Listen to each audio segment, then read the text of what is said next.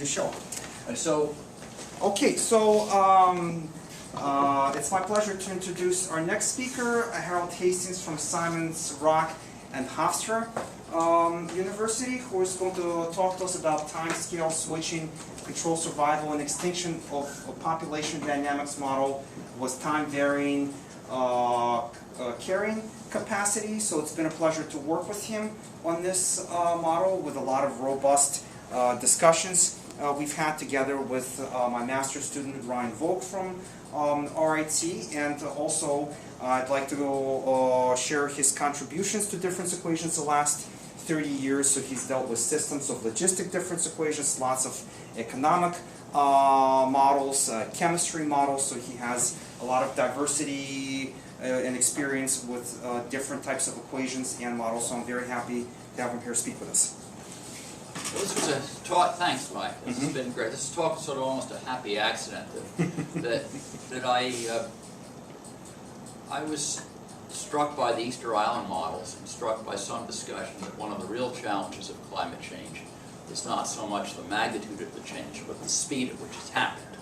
People point out the Earth at times has been warmer than it is now. Greenland was not a tourist attraction name for it. It really was green at one point. And people have spoken, in fact, at times of higher temperatures as climate optima. So what I did is I changed the carrying capacity in a model inspired by the Easter Island things, and asked what happened if the human populations adapted over various timescales. You might guess if you adapt slowly, you get extinction. That's no surprise, and you do. But I want to look at sort of putting that in a framework where one can think about applying it. So that's what this is, and there's really more questions than answers here.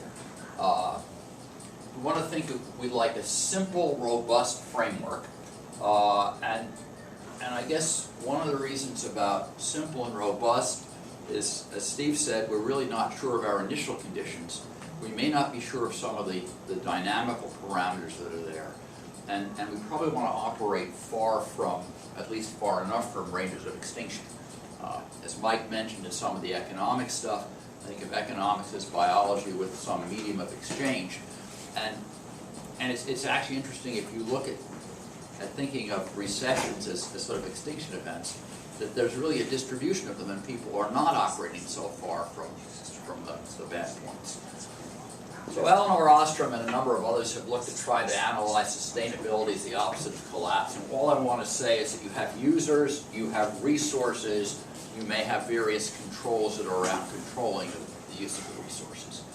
The outline, I want to talk about two examples of collapse. I'll briefly look at the Easter Island model as collapse in an Asian civilization, which I think of essentially as an over-harvesting scenario, that the rats reduced the growth rate of the trees were over-harvested, and that's what caused extinction. It's an over-harvesting of a resource. The cod fishery, where the Gordon-Schafer model is the one that's used, it's now the case that, Cape cod was actually named that, for example, not Cape lobster or Cape other fish, because there were lots of cod there. And now there are almost none. Now if I go to the store, the price of cod and the price of salmon are roughly the same, which is somewhat striking, because it's sort of been fished to near extinction and it has not come back. It's kind of been a mystery, and some people think that this was due to an overconfidence about the ability to understand the models and set the harvesting. Some of it may be that we got very, very efficient at actually harvesting, highly efficient harvesting. I'll talk about the models. I'll talk about timescales and collapse that's there. I'll talk about time delays, where Tomasz Vion's student, Shauna Nelson, had a thesis that looked at recently where they put some time delays into things. And then I want to show that actually, if you really don't understand delay differential equations, and that applies at least to me, they're really hard. Difference equations behave somewhat like them, and I want to look at discrete time logistic as a model there, and then look at what happens if we add stochastics, and there'll be somewhat more questions than answers. So this is the first, the Easter Island paper, rat-instigated human population collapse on Easter Island. That it was the rats ate the tree seeds, reducing the growth rate of the trees, and I want to simplify it and say the trees were over-harvested. So the decline of resources was accelerated by Polynesian rats, which reduced the growth rate. And the effect of this is that with the other parameters, The harvesting then drove it to extinction. Here's the model that's around people, rats, and trees. This, a reduction in growth rate. I think the form of this is not particularly important. In fact, I want to argue that you could have a variety of things which could cause collapse. You could, for example, have a change in M. You could think of the carrying capacity in trees dropping sharply, in which case, again, you might have an over-harvesting phenomenon. So I think this is really rather more general and has been proposed, and there's a lot of things of this form. So I tend to steer a little clear of very specific bifurcations and ask what happens if changes around. And this is really the parameter there that serves as a bifurcation parameter, the amount by which rats decrease the tree growth. Was F used because it was a fudge factor? Perhaps. Perhaps. Anyway, it works very well. And this is the diagram that Mike showed. And I think it's interesting that there are two things going on as you increase the interaction of the rats on the trees. Move down. You drop the steady state. This drops the location of the steady state because you've dropped the productivity of the resource of the trees. And it also, any oscillations take longer to settle down. We think of the system as being triggered by starting far from steady state. We're going to be talking about a bunch of models, and I want to look at where this fits in. I'll look at this a bunch of times. I wasn't really sure where this slide fits in, so I made about 5 copies and stuck them in anywhere I could think of it. But the Basener-Ross model is what I'll call mass action harvest, which is a standard picture. It's a thing of harvesting. And the sort of general idea that I'm going to be thinking of is I have us, the human population, or the predator, or the harvester here, Z. Y is the prey, or the trees, or whatever, the resource that's being harvested. X is sort of the environment. There would be some dynamics of the environment which will typically be non-autonomous. There may be some drop in the productivity. This was the variable carrying capacity. I like Mike's and Basener's and Ross's idea that we just choose units where the X represents some environmental variable. It is the carrying capacity for resource Y, so choosing those units.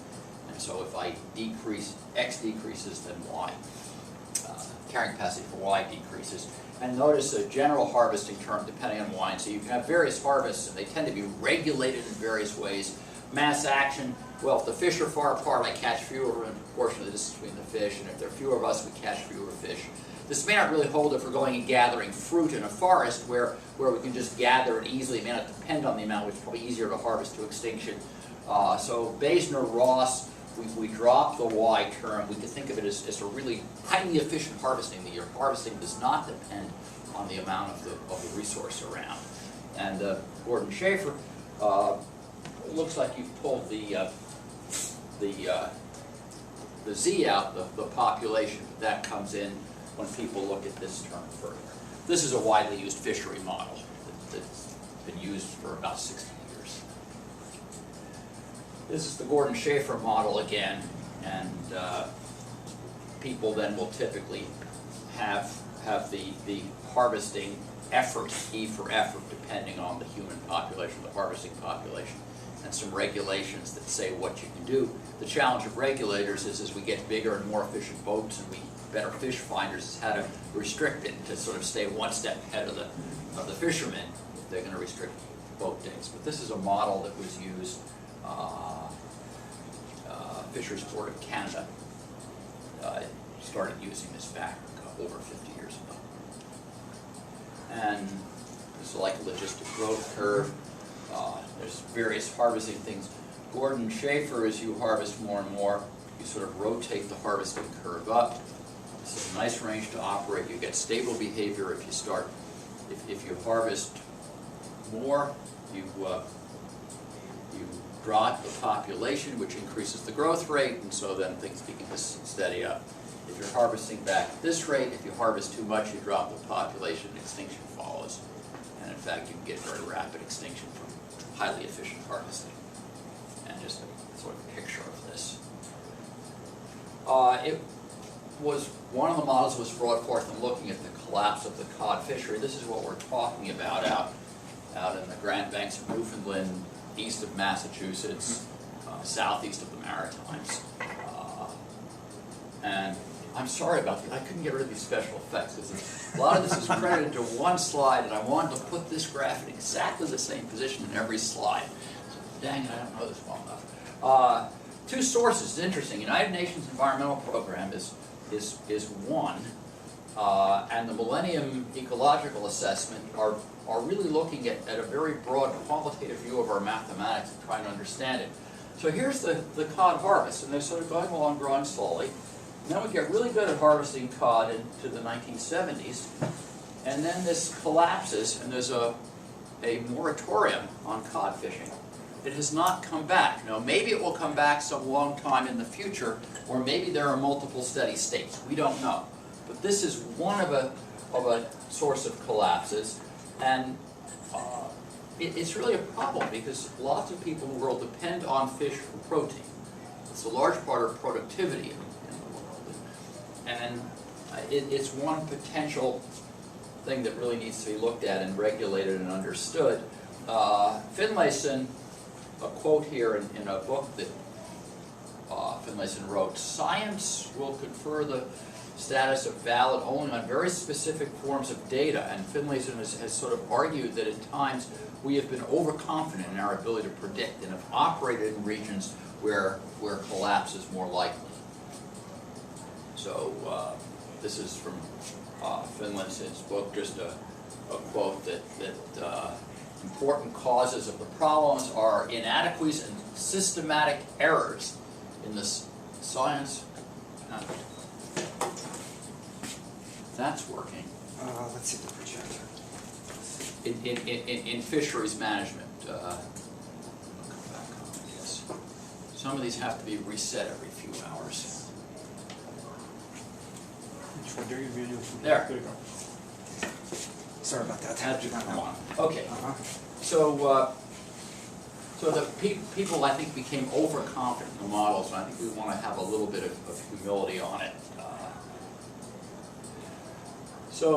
This is from the Millennium Ecological Assessment. They have a series of slides that are around. They've noticed forcing the closure of the fishery.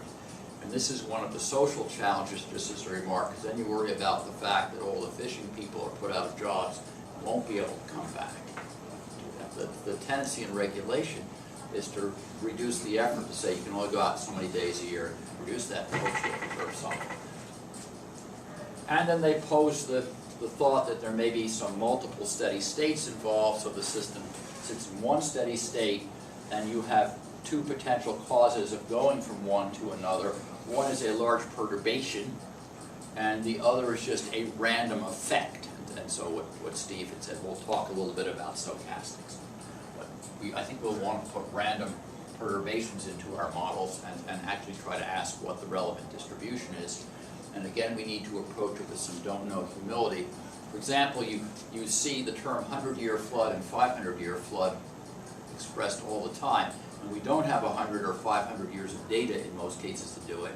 And that's not enough anyway, because the 100-year flood is not the worst flood in 100 years. It's 1% per year. So you need maybe 1,000 years data, but the system is not stationary over that period. So you got a real problem getting some data. We'll come back to Basener-Ross, and I guess what I want to do is look at in Basener-Ross, you have the potential as you increase the harvest rate for over-harvesting. Here there are again two steady states at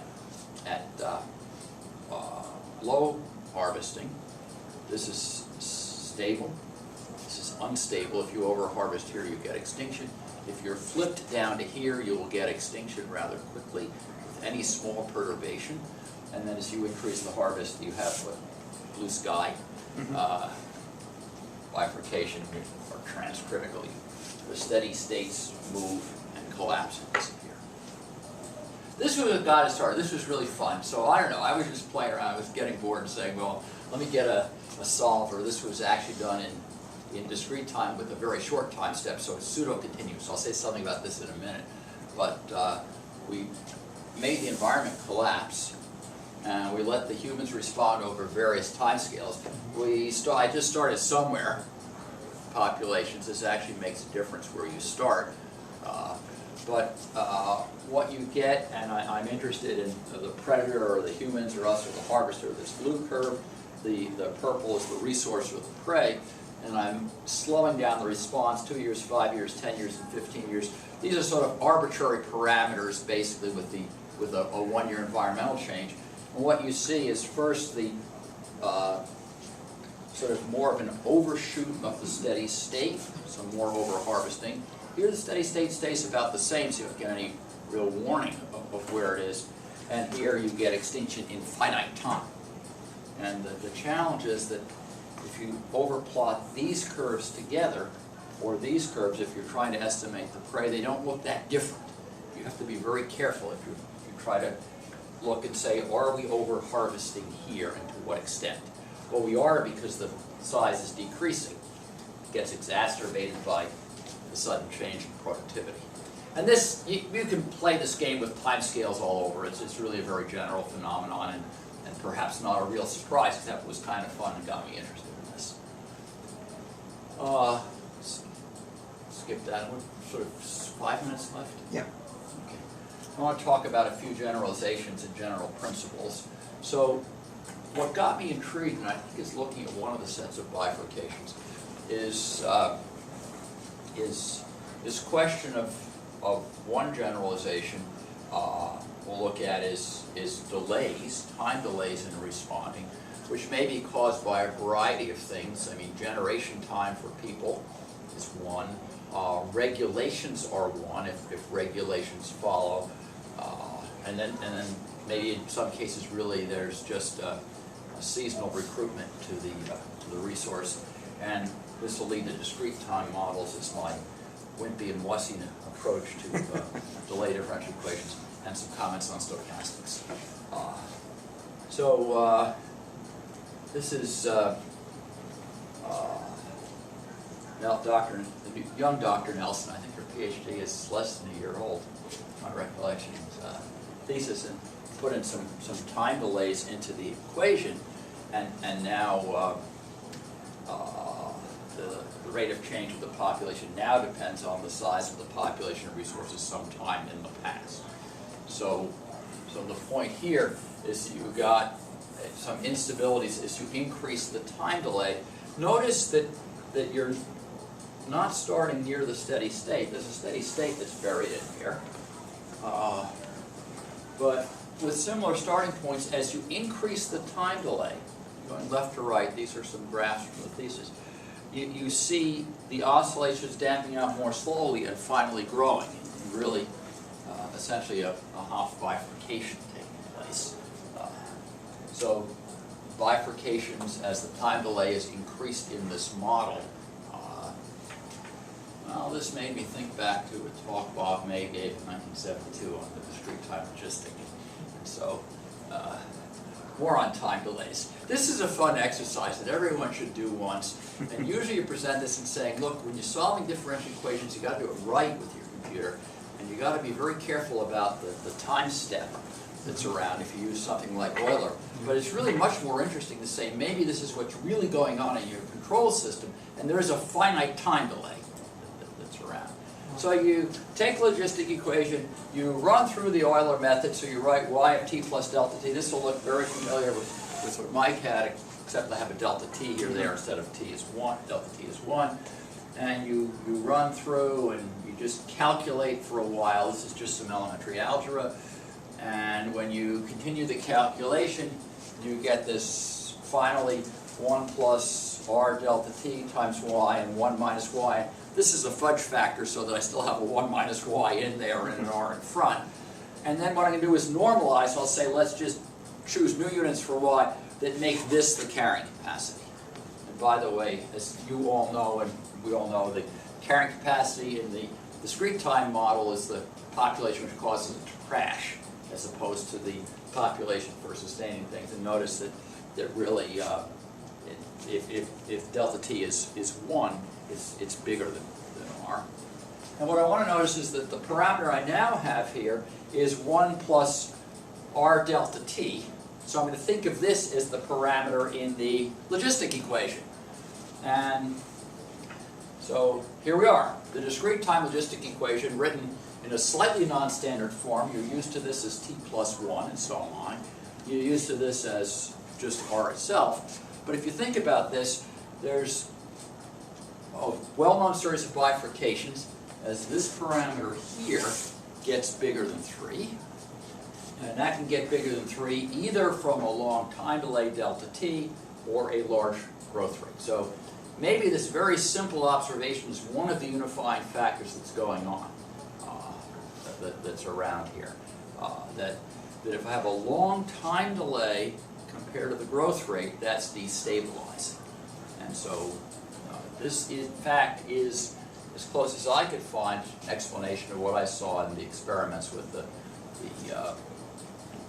Basener-Ross, Radin, and beyond work on Easter Island and the model there and what's going on. You really had an interplay, but you had over-harvesting and you weren't able to reduce the demand in terms of the amount of over-harvesting. I want to say a little bit about stochastics. That what I'm thinking of is that there may be multiple steady states, as people have looked at in these models. This is the basin of attraction for one steady state. This is like a range where I can think of linear analysis, where I think I can model. And this is showing something jumping around, so I'm going to pretend I just have a linear model plus some random long term. And it turns out you can actually parameterize now that if you have a slow rate of return, the dominant eigenvalue of this matrix is near 1 in a discrete model, then you're jumping around farther from your steady state. And typically you may see excursions of this order several times, something that depends on the amount of noise in the system divided by something related to the time scale. And at that stage, you have the potential for leaving one regime and going to another. So, in summary, just some points or questions. Over-harvesting a resource can cause a collapse. The no fooling like, yes, of course, this is sort of obvious. I mean, if one said, yeah, and you know, if you don't eat any food at lunchtime and you don't eat any pizza, you'll be hungry in the afternoon. It's not a deep statement. But on the other hand, this may be something that underlies much of what we've seen as a sort of observation of the question in all these models is how we get there, how we get to this. I'm thinking of climate change as one of a number of possible perturbations. Invasion of rats might be another or whatever, so I'm thinking that we want to think of what happens if we are, for example, operating in a steady state for some kind of level of environment and the thing should change. Productivity should change. The time scale of the response must be not too long compared to the time scale of the perturbation and the other time scales around. You can play games and get a sense of relationships among this. Time delays are one cause of bifurcations, slow response. It's slow compared to the other growth rates around. And future work, a variety of things. One is to try to look at understanding scenarios of multiple steady states. The Ali effect is one easy way to think of the multiple steady states, and the early work on the virus model, you know, the steady state of the zero virus and the high virus levels. Actually, people who do epidemiology and people who do population biology are really doing this using the same math. It's just that we want to keep things alive, and the people dealing with the epidemics want to drive into extinction. But I mean, in both cases, we're looking at scenarios where there may be two steady states. It's just, do we favor the high steady state or the low steady state? And then I think it will be important to put stochastic effects in, even if the best we can do is either some fairly simple difference inequalities, or if we have to go to essentially extensive simulations and say it's hard to prove these theorems. The reason that I looked at a linear model when I looked at the question just throwing stochastics in, is I could figure out how to do a nonlinear model. And there really isn't much on nonlinear models there.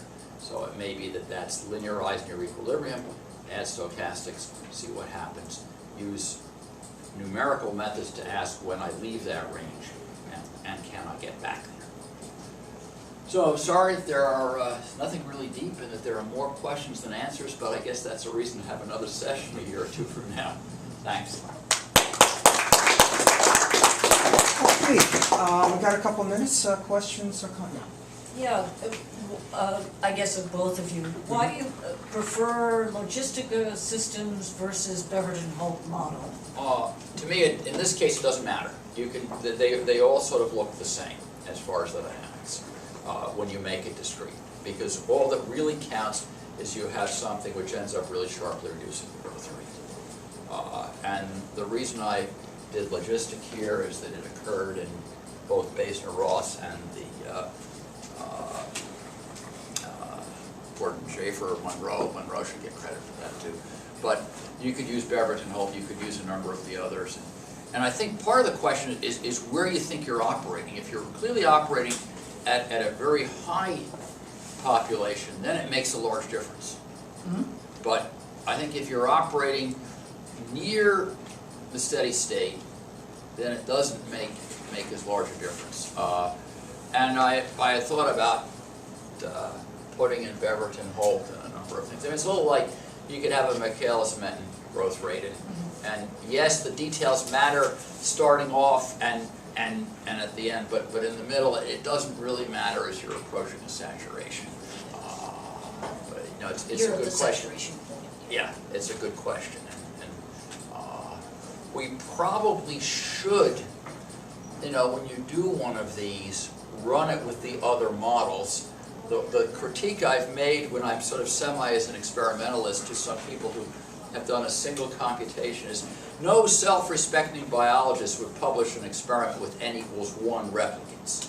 And I think we really want to actually, if as we move from applicable math to really applied math and solving other people's problems, is to put that in and say, if I do Beverton-Holt, this happens. If I do this, this happens. If I just assume a general shape of the response, this happens. And actually I was sort of struck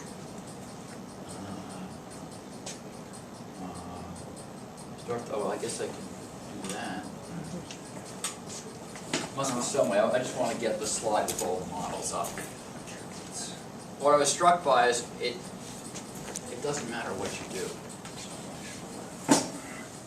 I mean, those are different forms, but I mean, you could look at this sort of model and you could put in a very general term here and ask what happens.